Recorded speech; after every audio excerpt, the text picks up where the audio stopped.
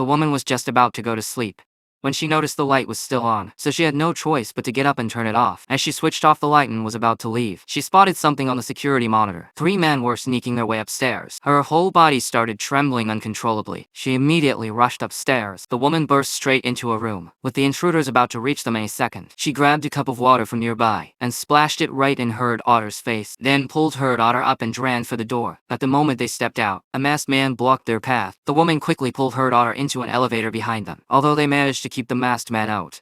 Another intruder on the second floor had been waiting for them, but no matter how hard he tried, he couldn't pry the door open. All he could do was watch the mother and daughter descend. But before they could even catch their breath, the intruder turned and ran toward the first floor.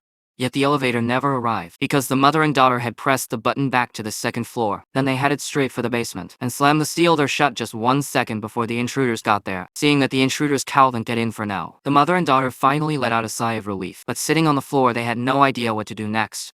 Then the next moment, they noticed something strange. The intruders were all heading downstairs. They grabbed nails and tools and sealed every door and window from the inside. Once they finished, they picked up a sledgehammer ready to break through from below. The wall beside them started vibrating slightly. The daughter immediately realized the neighbors might have heard something and were complaining. Hope suddenly sparked in both of them. They screamed for help at the wall as loud as they could, but the panic room's walls had been specially reinforced. Not a single sound could get through. The woman collapsed to the ground in despair. Luckily, the intruders downstairs ran into a problem too, but before the mother and daughter could feel any relief, they suddenly noticed on the monitor one of the intruders was frantically smashing a wall.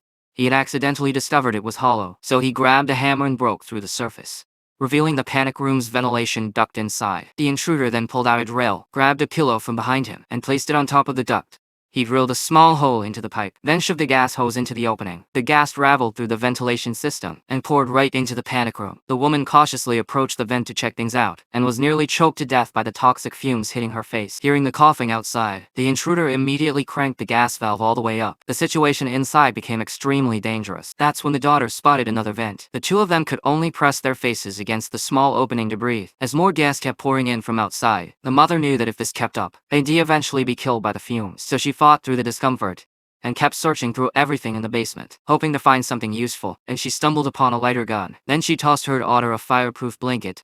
Oh,